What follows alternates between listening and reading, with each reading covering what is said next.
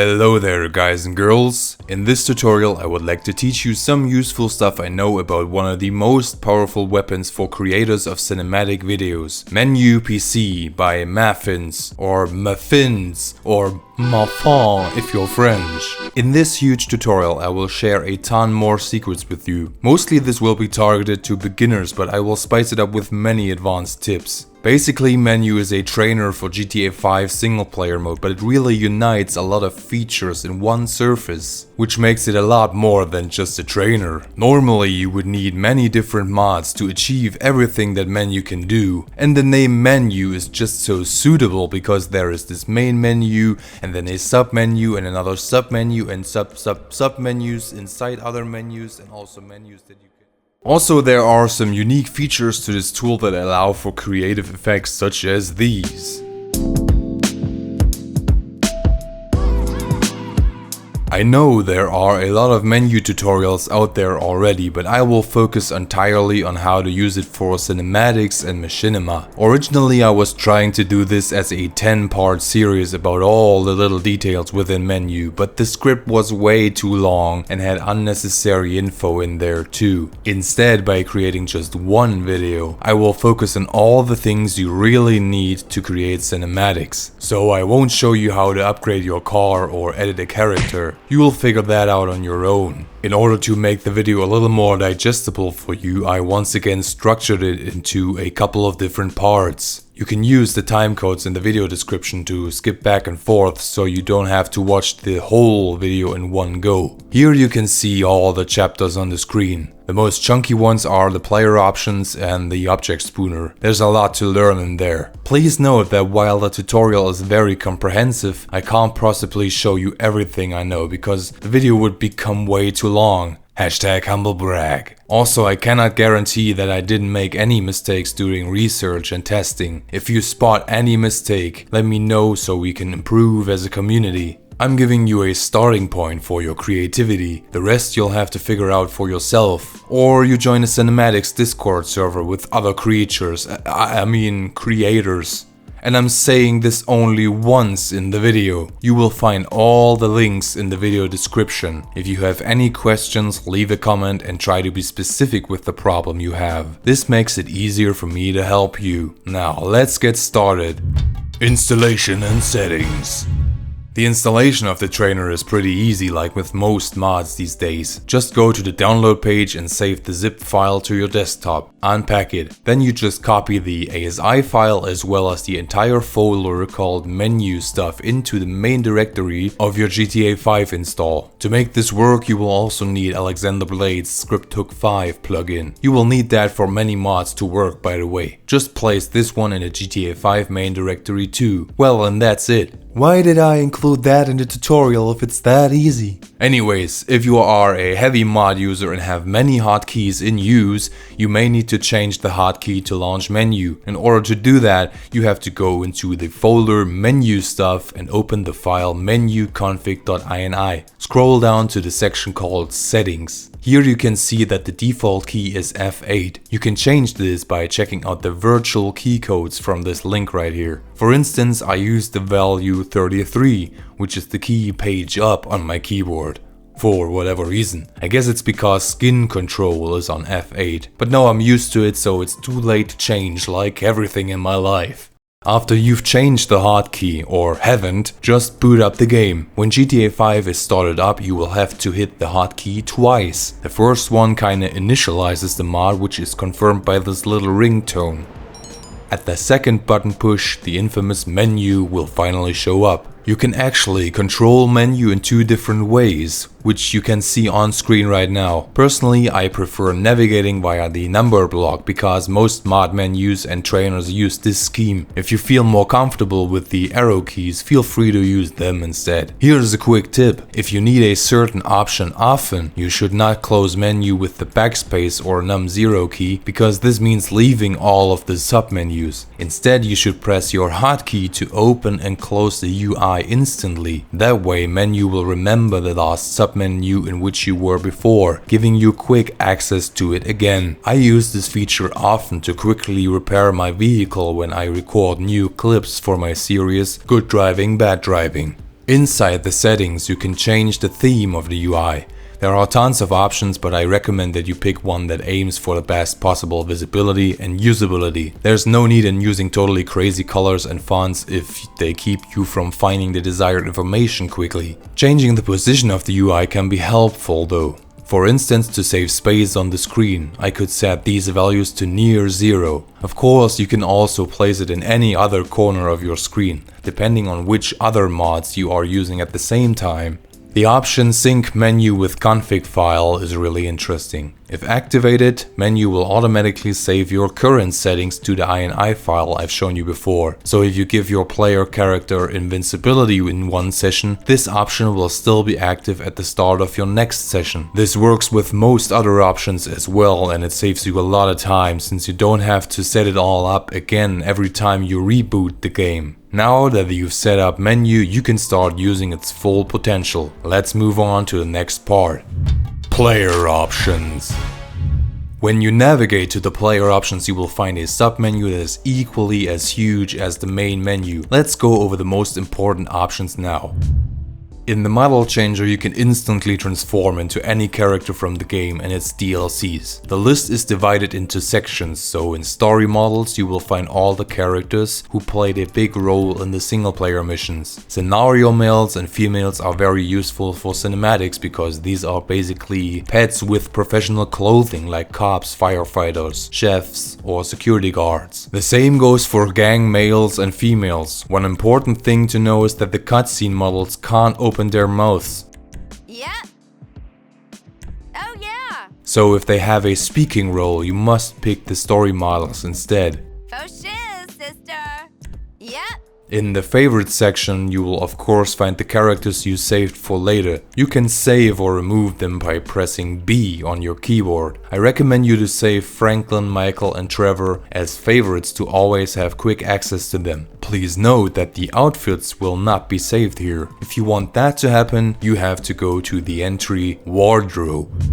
Once you've spawned a model you like, you can change the clothing via this entry. I recommend you to activate the front view because this will help you see the character in full without having to awkwardly move the cam around. If you switch to editing the accessories, the cam will automatically show you a close-up, which is pretty neat. Most of this is self-explanatory because you just go through the menus and put together an outfit you like. I'm still gonna point out some relevant stuff here, especially when you're trying to edit free mode female and free mode male. First of all, you should hit the button Default Components. Then you must only combine clothes that don't glitch around. So certain models of pants or shirts will collide and it won't look good in your videos. Take your time to find the best combination. If the skin glitches through, you need to change the torso type to fit the clothing. There are different variants with and without gloves of all kinds. I've talked about this in detail in my skin control tutorial and the functionality is basically the same.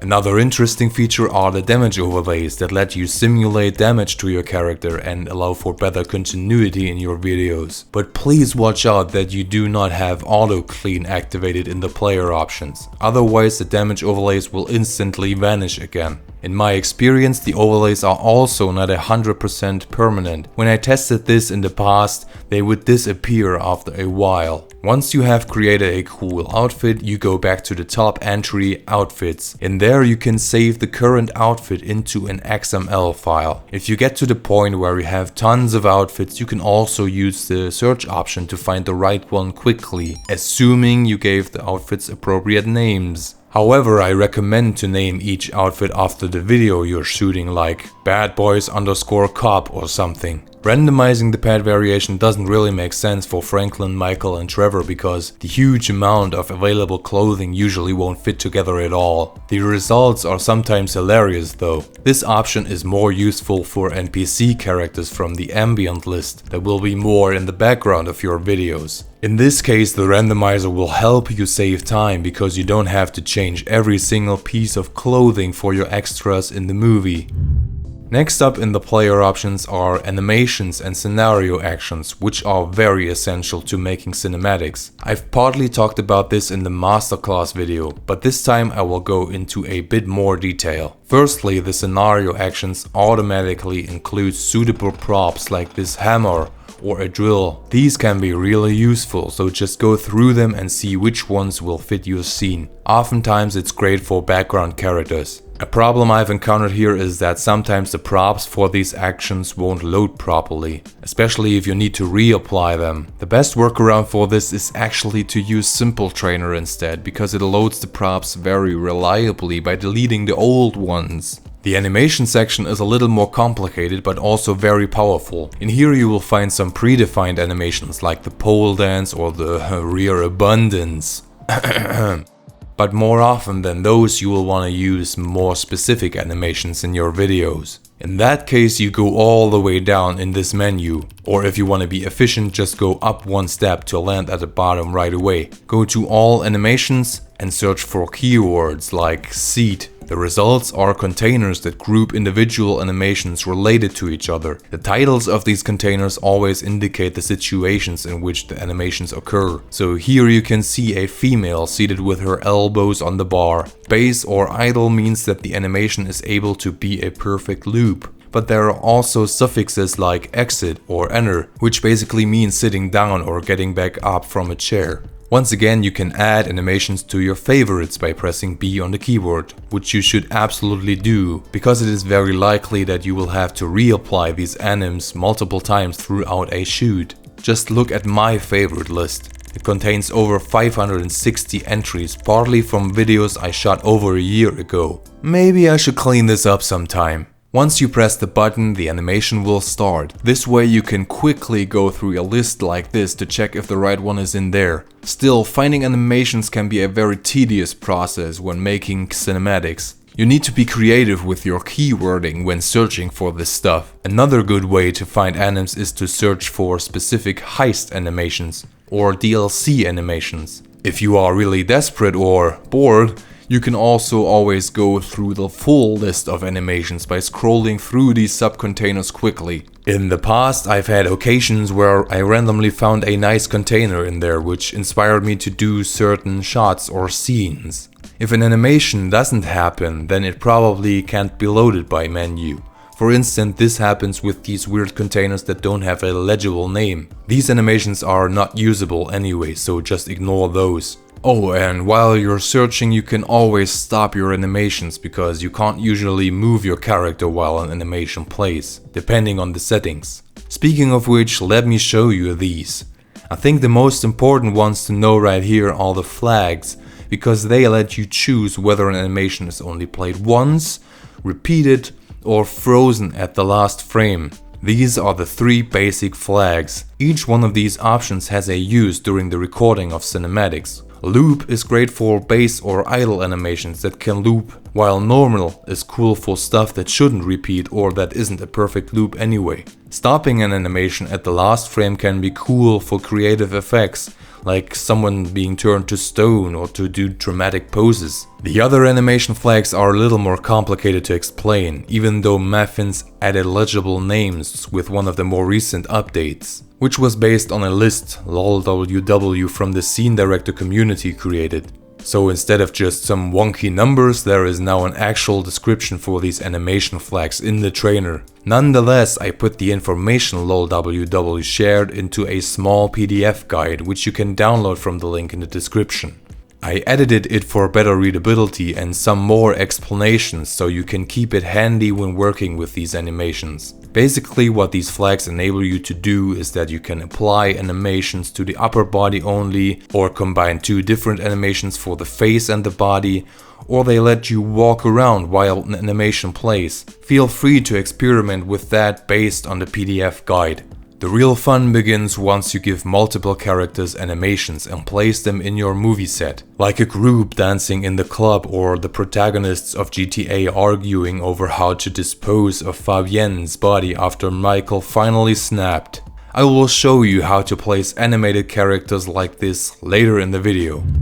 Next up is the mood section. These are basically just facial expressions for different situations. You can combine them freely with other animations, which will give a simple shot like this completely different meanings. That way your character can talk angrily or even go sleepwalking. What I found to be a cool technique lately is to do so-called reaction shots with these moods. So while an animation is looping for a character, I can change the mood and therefore the meaning of this shot, just like this long and slow blink I've shown you in the cinematic masterclass already. You can freely combine that stuff for maximum creative results. The movement styles are also important for cinematics because the default style often doesn't look very movie-like, but more like a video game. Instead, you can let your character walk like he is drunk, or homeless, or sad. You can also apply Michael's, Franklin's and Trevor's walk styles to other characters by using player 0, 1 or 2. Personally, I really like the slow walk that you can find down here. It looks cool for interior shots because most characters tend to walk too fast in my opinion. Outdoors that's cool, but really nobody is rushing through their apartments like this. One problem this causes, however, is that the last step when stopping always looks longer than the other steps, which seems unnatural. There are also movement styles that can be combined with props and objects, like carrying a bucket, trash bag, or whatever you want. This requires you to attach objects to the player, a topic I already covered in the Cinematic Masterclass tutorial as well. Go there if you haven't seen it. The ballistic movement styles only require you to equip a suitable weapon, so if you need a police officer you can just give him a gun and this movement style. Next up are speech and voice options, which trigger certain speech events. This section also got a nice update, so now you can actually trigger a ton of different speeches from nearly 800 characters. Oh yeah! You can use those for any character to build a story, but mostly the dialogue is very generic. That's why I like to use these for dubbing instead. If you want to do the same, just check which of these lines have a good length for your dialogue from the script, and then you trigger them. You can easily combine these events with any animation and mood playing at the same time. By deleting the game audio in the editing software or in Rockstar Editor, you can then put any type of dialogue on top of the footage. I like trains! To finish the player options up, let's talk about a couple more miscellaneous options. Under the section opacity, you can change the alpha value of your character, which might be useful if you want to show someone turning into a ghost and haunting a place. At the end of the player options submenu, you will find more features like the invincibility, invisibility, seatbelt, which prevents you from flying through the windshield, just like in real life. Who would have thought? Auto clean to keep your clothes free from bloodstains and scars, or fun cheats like super jump or force field, or the manual flying mode, which might also be cool for videos including superheroes. These are usually just gimmicks, but it's up to you to use them creatively for your videos. Ignored by everyone is a very important option, just like in real life. If you're working with multiple actors in your movies, because sometimes when you fire a gun or accidentally aim at them, they get scared instantly and run away. This can potentially ruin a complex scene setup you've prepared for hours, so keep this option in the back of your head. A negative side effect of this is that the police cars do this weird thingy here. The rest of these options you're gonna figure out yourself. Let's move on to the vehicle section. Vehicle options. Now let's talk about a few of the vehicle options. If you are in a car, the most important option is right at the top of the vehicle options. Repairing. As mentioned before, you can quickly access this by closing menu with the hotkey, then bringing it up again and hitting num5. This way the UI won't disturb you while playing or filming and you can still repair cars quickly. However, you should do some test runs, because I've experienced that somehow the damage the car took during bigger crashes was fixed with the repair function. But in Rockstar Editor it somehow appeared again as if the damage from all crashes summed up somehow. So if you really want your car to look perfect all the time, just enable the invincibility option and auto repair. But there is another catch there. When you use auto repair, you have to smash the window every time you want to make a drive-by. Another quick and useful feature is teleport into closest vehicle, which I like to use when I want to place multiple characters in a car, because it will fill up the seats of the car from the front to the back. Normally, if you just press F, your character would hijack the car and remove the driver. This way you can quickly put a squad into a car for your scene. The vehicle spawner can be explained pretty quickly. What it does is to spawn the vehicle you like into the world. Quite the essential feature, no matter if you're filming cinematics or just fooling around. There are a couple of spawn settings that I like to show you. For instance, the options delete old vehicle and auto sit in vehicle. I always combine these two when I'm recording good driving, bad driving. So instead of repairing my car, I just spawn a new one because of the aforementioned problem in Rockstar Editor. Also, I recommend to change the play text from menu to random here, in order to keep the immersion for your movie. If you want to spawn a particular car now, all you have to do is browse through these nice categories. Many of the vehicles also have preview images, so you don't have to spawn them to see what they look like. Well, if you're a real aficionado of the game, you will know how the cars look anyway. If you have any modded cars that replace existing models, you just navigate to the car you replaced and spawn it. But there are also add-on cars that you can spawn by typing the correct model name in here. This is the car I used in Good Driving Bad Driving episode 14, by the way. I've got more info on how to use modded cars in the Open4 tutorial on my channel, so please watch it if you haven't yet. Once you have spawned a nice vehicle, you can go back to the main menu and into the menu customs. This is basically a portable tuning garage. So if you're familiar with upgrading your car at LS Customs in this game, this stuff right here shouldn't be too hard to figure out. You can change the paint job, tint your windows and put some different wheels on your car. All of this works for modded cars as well. What I like to do is to change the max speed and horsepower of the sports cars I use, because in GTA 5 the vehicles tend to feel a little slow for my taste. But don't overdo it, because the faster you go, the harder it will be to make the camera to move as fast as the car in Rockstar Editor. When you are done creating your upgraded car, you can save this vehicle just like you were saving the player outfits before. Give your custom car a distinct name and then you can spawn it quickly if you're recording a cinematic over multiple sessions. Especially for modded and add-on cars, this is a real time saver.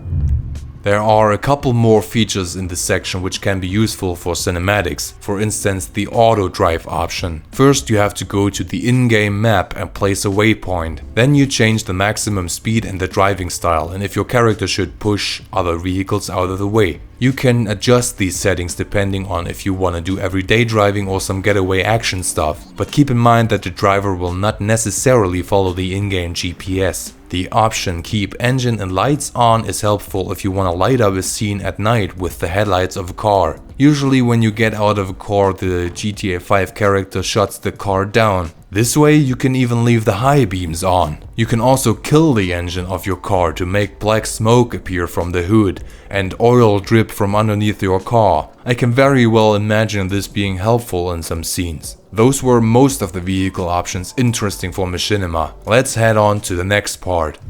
Teleport options. With the teleport options you can navigate across the map very quickly. For instance, just open the map and set a waypoint. Now you can instantly beam there by pressing waypoint. In case you're wondering what the option teleport forward is for, here's a secret. It teleports you forward. It's a blue light. What does it do? Turns blue.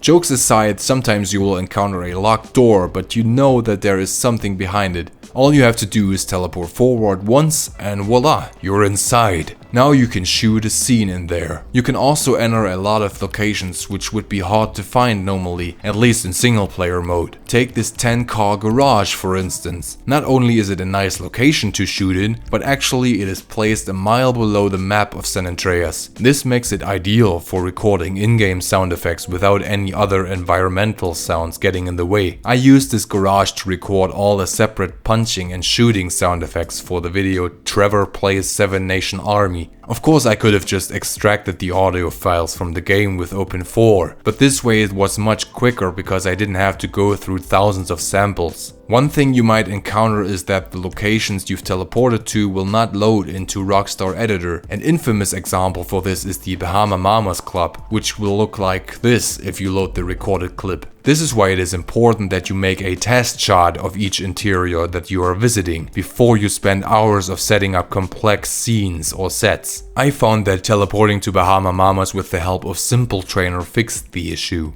In there you will also find another option called Enable MP Maps, which will load all online locations like the police station. There are many other locations and interiors from the story mode and all the DLCs you can discover with the teleporter. And I have often found myself in a situation where a location inspired me to script a new video. I think it's a lot of fun to go scouting these lesser known areas in GTA 5 for some nice shots. Since there's nothing more to say about this section, let's move on to the next part.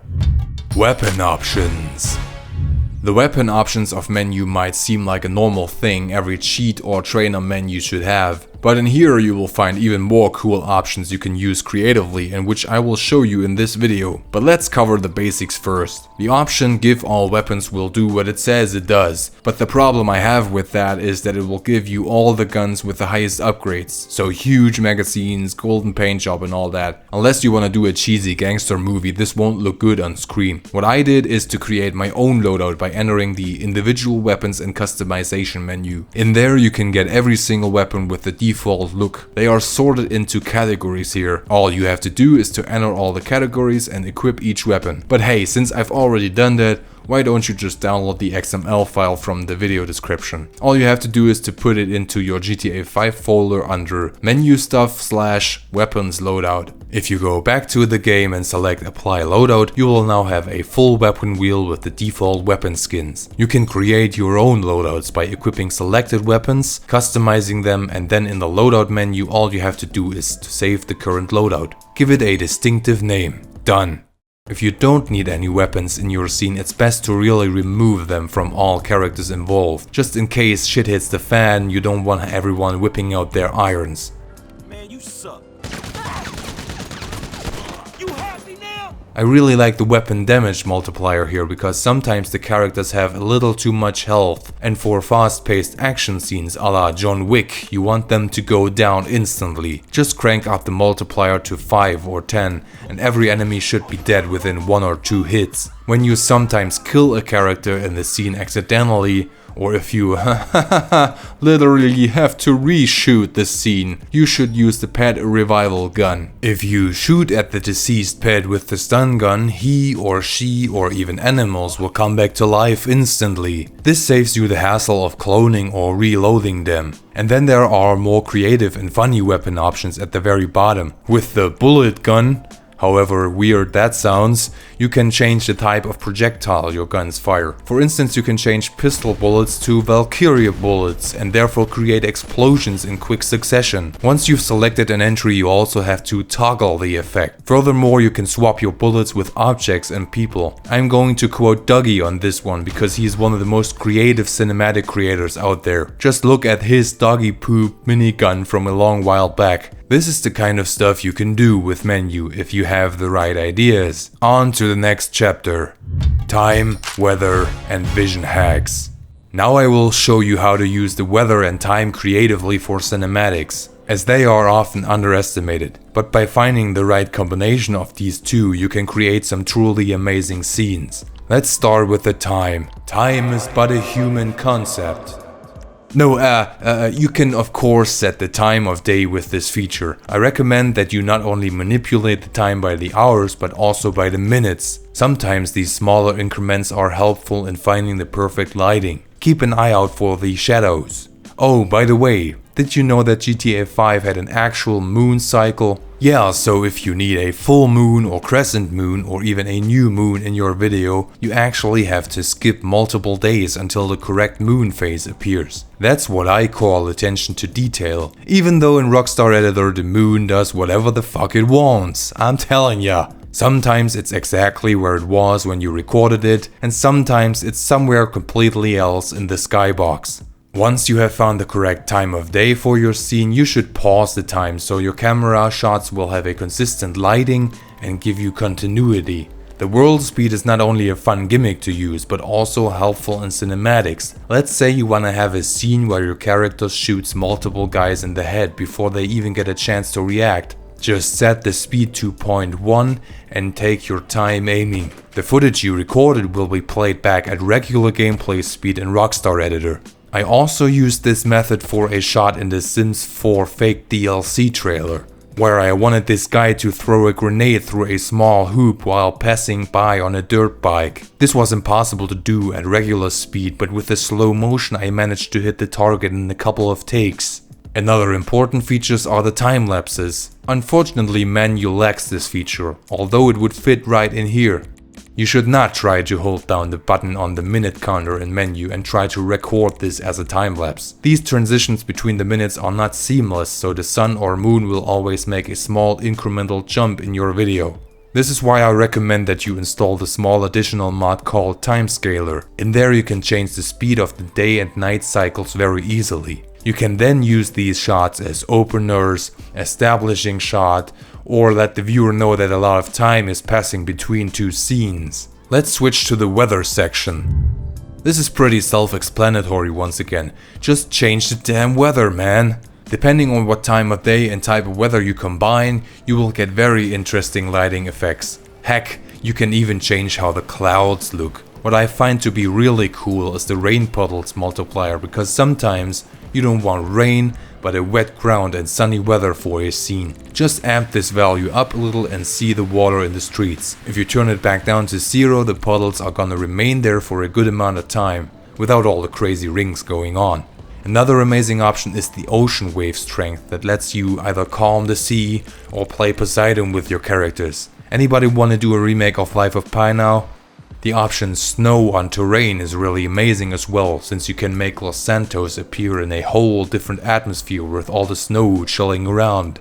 Important, if you have a scene with snow and one without snow in your movie, you have to render them in separate projects, because the option Snow on Terrain needs to be active here while you export your video. So activate it for the snow scene, open Rockstar Editor and edit the camera settings. Render your project. Then you go back to story mode and deactivate the Snow on Terrain. Then render your scene without snow. You can even render the very same clip like that and create a cool transitional effect like this. Also, it allows you to add the snow in later on, even if you forgot to activate it during recording. All of this influences the atmosphere of your shots massively. Another option that fits into this chapter is to be found under MISC options. If you scroll all the way down here, you will find the so-called vision hacks. These are basically the visual effects that developers of the game use for different situations in the storyline or during gameplay. There's a variety of these time cycle modifiers that you can apply here. Some of those are basically video effects that you can also add in Rockstar Editor itself, but mostly they change the lighting situation. Feel free to experiment and even combine multiple time cycle multipliers. For instance, this is what a sundown at clear weather with the time cycle modifier water reservoir looks like. This greenish tint would be perfect for some nuclear fallout shit. And it's cool to see this effect already during the recording, because it helps you to get in the mood and find cool locations. The GTA 5 map literally shines in a whole different light that way. It's something I haven't had the time to use effectively yet, but I'm sure you will have some great ideas working with this kind of stuff. Now let us move on to the next section. We're getting closer to the end, lads and ladies. Object Spooner. Now I will show you how to use the Object Spooner creatively. It is one of the most important features in this entire trainer, because it lets you attach props to your characters, add objects to scenes, or even build entire sets for your videos. One creator who really stands out that this is Zadrium. Just look at his cafe or this crazy room here, which he built entirely from scratch. I've featured his channel in the cinematics masterclass already, and I'm not getting tired telling you to finally subscribe to him if you haven't yet. But let us start at the very beginning. There are two different modes to the Object Spooner. The regular one where you navigate through all these submenus, and the Spooner mode, which is much better. In order to activate this, you press F9 on your keyboard. This will let you fly around freely with the WASD keys. By left clicking, you can now pick up many objects that you find all around the map and place them wherever you want. This only works if the crosshairs turn green while you aim at something, so you can't just lift entire houses and put them somewhere else. By pressing arrow up, you can then add said object to your database for further manipulations. This works with characters and cars as well. It's important that you add all the desired objects to your database because this will later let you save everything in an XML file, which I will show you in a couple of minutes. From within the Spooner mode, you can open this interface by pressing F on your keyboard. If you hit spawn entity in the world, you can spawn objects, pedestrians and vehicles as separate entities.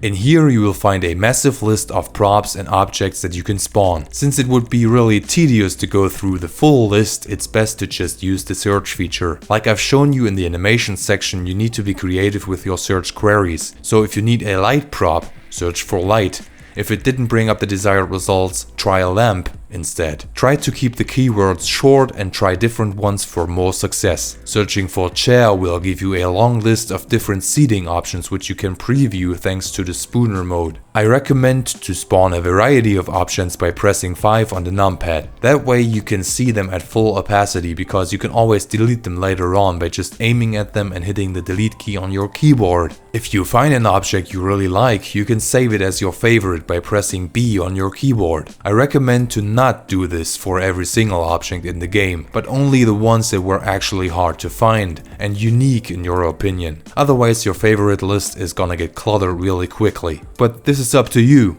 To position an object more precisely, you can press F again to open the Spooner menu. Now choose the entry Quick Manual Placement. You can side scroll through all your database entries now, and menu will highlight the objects with this shiny marker, so you know which one is meant. This is helpful if you used multiple instances of the same object, for instance 6 identical chairs on a table. However, this method is not as comfortable when you have a database stuffed with hundreds of props. This is why when in Spooner mode you can just aim at an object and right click it to open its property menu. Now you can edit the stats just the same by picking manual placement. You will have to adjust the scroll sensitivity here pretty often depending on what you want to do. To work with the X, Y and Z axis, the increments should be smaller, for instance 0.1 or 0.01. But for roll, yaw and pitch you will have to increase the value to 1 or even 10 to see a difference. You will get used to it quickly though.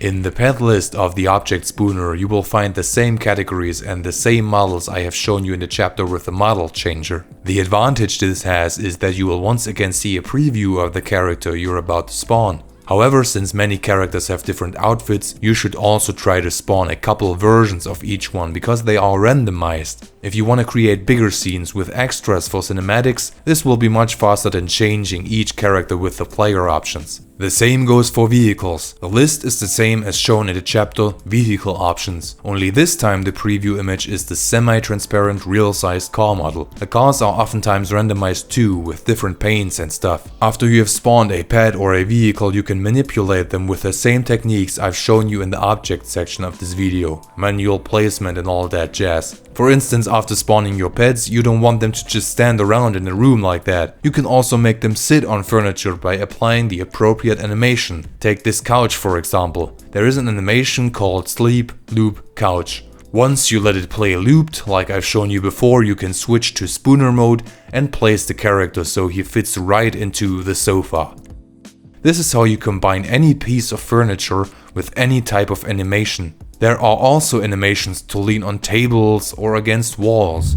Since building maps with menu can be very time consuming and sometimes require multiple sessions, you have to save your creations for later use. There are different options for saving the maps you build when you enter the menu Manage Saved Files. The one you're gonna need in 99% of the cases is Save Database to File, because it will only include the stuff you've spawned and added yourself. If you save range, it will also include the objects that the game loaded in by default, which can clutter your database. Personally, I've never used Save World to file. When you save a map like this, you should give it a distinct name, favorably with the title of your movie included. Then menu will ask you to define reference coordinates. This is the location where your character will be placed when you load the map. So it's best to choose the location in a way that you will not stand on top of any other object to avoid glitches. If you're not using spooner mode, the coordinates will be where you stand at the moment of saving. Otherwise, press C to finish saving the map. It's best to not wait until the very end to save a database. Just like when working with other software, you should save the current state regularly. After you've saved the work in progress map for the first time, just go into the file you've created and choose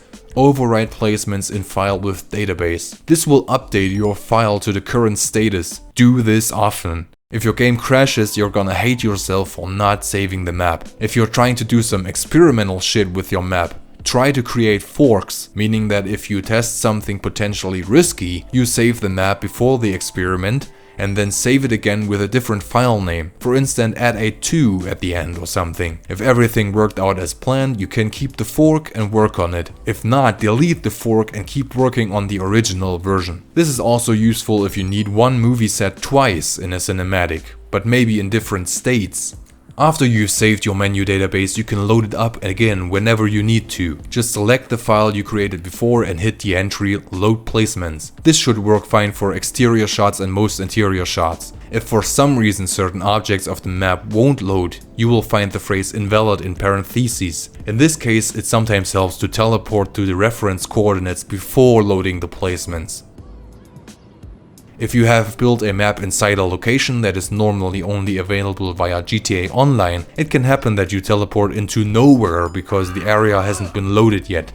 In this case, you should use the teleport mode I've shown you before to go to the desired location first. This will ensure that the apartment, garage or bunker will be loaded correctly. Then you can try again to load your placements. Of course, you can always rename your saved files too and change the reference coordinates or even the desired weather if needed. The attachment menu is a powerful tool to create unique scenes, and you are probably gonna use it very often. Basically, you can glue any object, car or pet to each other. One of the most interesting things to do here is to attach objects to a character. I will demonstrate it by attaching a backpack to a random pet. First, I'm gonna go to the movement styles and choose Rucksack to make the pet walk like he actually had a backpack on. Then I'll start the spooner mode and search for the term backpack. There it is. Next, I'll select the object in my database and go to Other Properties, and all the way down, enter the attachment options. I can now attach it to any entry in the database, like this pet. As you can see, the object snaps to the character already. You can now change the position of the object again, so it will fit perfectly into the hands there. You'll notice now that the backpack looks a little floaty. This is because it is attached to the root of the skeleton. If you enter this little menu here, you can change which body part it should actually attach to. If you want to attach a cigarette, for instance, you can go all the way down here and attach it to the lower lip of your character. It's very detailed and you can even choose individual parts of each finger. In this case, I'll go for the right shoulder. This will massively change the position of the object. So you should always choose the right bone before doing the actual placement. But the way I see it, this aligns much better with the movement of the character already. The problem is that now the axes are kinda shifted, because they adjusted themselves according to the right shoulder. So the placement gets a little trickier. I recommend you to move the camera of the spooner regularly to not get confused in three-dimensional space here. Make sure that none of the textures are glitching around or anything. Whenever you attach objects to pets and especially cars, you should deactivate their collision. This is to avoid glitches like this. What the fuck is happening with this bitch? But it also means that the crosshairs of the spooner mode can't pick up that object anymore. So you have to go through the objects list if you want to edit that object again. That's all the knowledge you'll need to start attaching everything with anything. Please note that when an object is attached somewhere, the regular manual placement will not work anymore. You always have to enter the attachment options to move it until you detach it. No matter if you attached your objects or not, you can always give them so-called trigger effects. They can either be replayed once by pressing an entry in this list, which is helpful for explosions or blood effects, or you loop them on an entity, which is better for something like the meth pipe smoke or the petrol fire. But beware, the looped trigger effects can be very GPU hungry and potentially crash your game. So to stop the effect, you can revert it back to none, or even clear the loops on all entities in your database. All these effects transition perfectly into Rockstar Editor and can massively enhance your cinematics. Since you're only able to control one character at a time, Menu offers you various options to give other pads tasks that help fill your scenes with life. Earlier we were talking about spawning pedestrians that are included in the saved menu map. If you want to apply animations to these characters, it would be annoying to switch between all of them and reapply the anims manually every time you reboot the game and load the map. This is where the task sequences help, because as opposed to regular animations, these save together with your map in the XML file. Select a pad and go to the according submenu. Now you add a task and go to play animation. This list is quite long and not even alphabetic, so you might have to look twice to find the right entry. Now you can pick an animation. In this case it's easier if you saved it as a favorite already, because you'll find it much quicker. If you have an animation that should loop perfectly, so the ones with idle or base in their name, you need to put a check mark on keep task running after allocated time. Otherwise you will have this small interruption every time the animation ends. The task sequence is not visible at this point. Only if you toggle it here you can see the results. You can also go back and add another task that will be executed after the first one is done. It doesn't have to be an animation either.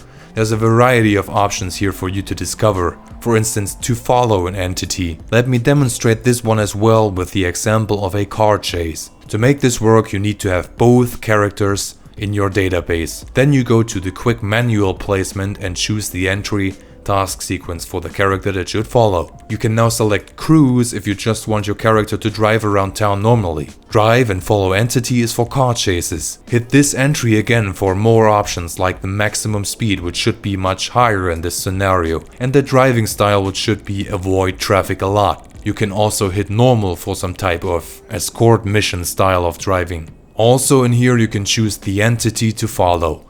You can either pick the car or the character.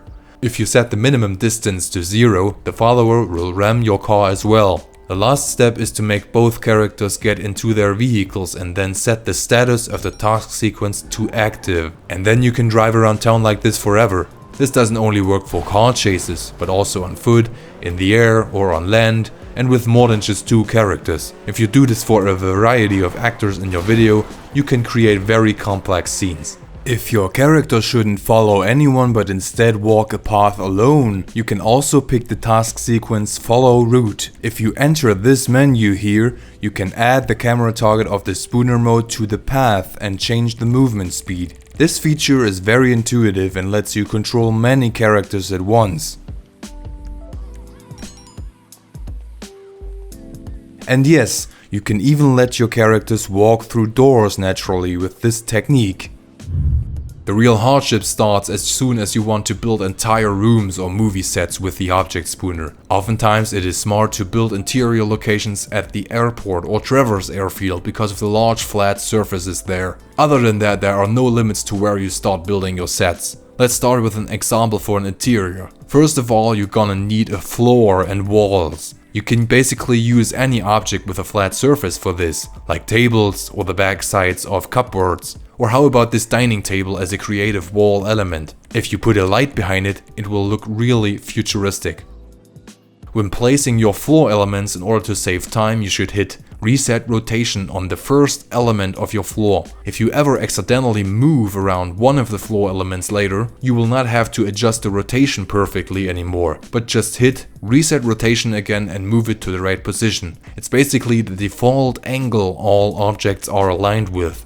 To create a big floor now, you clone the first object and position it so it all aligns. Then you go to edit multiple entities, select both and clone them again. Now you have 2 objects you can move and 4 tables in total. If you rinse and repeat these steps, you can quickly create entire rooms like this, because the amount of elements doubles with each step. Now all you gotta do is to fill these rooms with other objects like I did with my video Truth About Chemtrails, where I built this huge movie studio. Use TVs, plants, cupboards, whatever you can think of. Those are all just hundreds of small coffee tables, by the way. I can only recommend that you save the flooring and walls into one XML map and the interior furniture into another XML file. This helps you filtering the individual objects, but you can always spawn both maps at the same time to unite the databases into one. Don't forget to include different lamps and lighting options like I've shown you in the cinematic masterclass video. This means you're most likely gonna film during nighttime, but since it's an interior shot anyway, that doesn't really matter. You don't have to build entire rooms though. Sometimes it's just enough to fill an existing room with life, like I tried to do in my Halloweenception video. I placed a notebook, panties, magazines and all kinds of stuff in there to make it look more realistic and also tell a story about this character. Just from the images you learn that she is probably a bit messy, but also hardworking, since there's stacks of paper on her bed. The same goes for outdoor scenes. You can always try to place objects there, like these sand blocks at a road for a military base, or maybe you add trees and bushes to make the nature appear more vivid in your shot. There are endless options which unfortunately I can't discuss entirely in this video if I ever want to get done scripting this. Let's move on. Best practices. In this last section I want to share some best practices that I've gathered while working with Menu over the last year. I'm gonna give you some more advanced tips about the different features I've shown you in the last parts and which didn't really fit into the chapters anymore, or which are a combination of different chapters. One thing I do, which I can recommend, is that you clean up your menu stuff folder from time to time and archive the files into your dedicated cinematics project folders. So let's say you have project A and created multiple outfits, custom cars and movie sets for the movie. After the project is done, just back up the files by cutting and pasting them there. This way, when you start project B, you have three main advantages. 1. You will not accidentally delete or modify XML files from the last project. 2. You will be much quicker working with Menu again because you don't have to sift through all the entries there. 3. In case your GTA game folder gets corrupted or deleted by any weird coincidence, you will still have your stuff safe from harm in another directory. Because especially maps built with the object spooner can take a lot of time to create, and it's not like the XML files take up a lot of drive space. Next up, I want to show you a neat advanced trick. I've talked about how you don't need to exit all the submenus to close menu, but instead just using the hotkey to close the trainer instantly. That way it will remember where you left off and you can trigger options quickly. What this allows you to do is to switch between trainers while recording. So let's say I want to change the facial mood of a character after he said something. I go to the mood menu and activate the first mood, in this case angry. And then I position the marker on the entry injured, but don't hit it yet. I close menu with my hotkey now. Now I can open up Simple Trainer for instance and start a speech event. I'm gonna pick a rather long one here and start it. Now I close Simple Trainer with F4 and at the same time hit my menu hotkey, which brings me back right to the mood section. Now I can trigger the change whenever I want. If you can't push the buttons quickly enough to make it work, just slow down the game speed again like I've shown you earlier in the time menu. In Rockstar Editor, the recording will be captured and replayed at normal speed. If you are not a native English speaker like me, it can be hard to find the right objects to spawn or animations to apply to a character. I already recommended you to keep your search queries short, but sometimes you can also try to just remove the vowels from the search. Take the objects from the Biker DLC for instance. Instead of typing BIKER, you enter BKR and boom, you will find all the objects that are part of this DLC, because they are marked with that letter combination. If you can't think of any word for your animations, try to find synonyms by using this neat webpage here. Sometimes this helps. In case you want to use the spooner mode to create a map that is supposed to be high up in the air, I recommend to you that you do not actually build a map high in the air. Spawning objects will be annoying because usually you just place them on the ground, and where there is no ground, they will be placed at the maximum distance the spooner allows. Also, it will be hard to navigate through a three-dimensional space with little to no reference points surrounding you. So my recommendation is to just build everything normally while on the ground. Once you're done, you can select all entities in your database, set the increments for movement to 10 and just move everything upwards on the Z-axis. The result is the same. You get yourself a nice sky fortress, but saved a lot of time too. Here's another tip for the object spooner. Sometimes you want to attach a group of objects to a car or another object. In this case, do not attach each object individually. Instead, attach all of them to a dummy object. Then you make the anchor point object invisible. But this doesn't work with the button visible because that will make all attached objects invisible as well. Instead, set the opacity to 0%. Now you can use the invisible object and attach this to the other car, which will automatically attach all included objects too. But remember to turn off the collision to avoid glitches. Let's talk about task sequences one more. Instead of activating the task sequences for each individual character or object, you can go to the object spooner and hit edit multiple entities simultaneously. In there you can select all entries of the database. Go back and you can easily start and stop all task sequences at the same time. This helps a lot in getting the timing right. For instance, when creating a car chase with multiple followers. There's one last thing I want to make you aware of, which can be really annoying. If you use objects or people from the world in spooner mode and remove the collision just like that, you can't activate them anymore with the crosshairs. This means that you are totally unavailable to edit that entity, so always make sure to put the desired object into the database before removing collision. If you forget to do so with a character model, there's a workaround though. Just open up Scene Director and stand close to the pad without collision. Then hit Possess Near Aimed and you enter that body. In Menus Player Options you can then activate the collision again in order to add the model to the database. Those were all of the tips and tricks for this section and I hope they save you some hassle. Let's wrap up this video finally. Outro. If you've come this far in the video, I salute you with a few warning shots in the back. Black man running!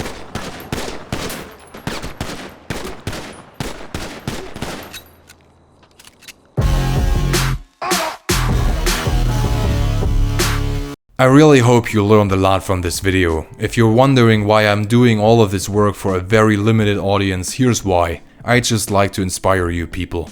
I want to see more creative cinematics made with GTA 5, because no matter how old this game is, the possibility to create entire movies with a video game will never cease to amaze me. No other tool allows you to create action, horror, tense, artsy or funny films all by yourself that easily and that quickly. Go check out the amazing creators I have linked in my featured list in my channel. They helped me a lot in learning all these things and therefore in putting this tutorial together.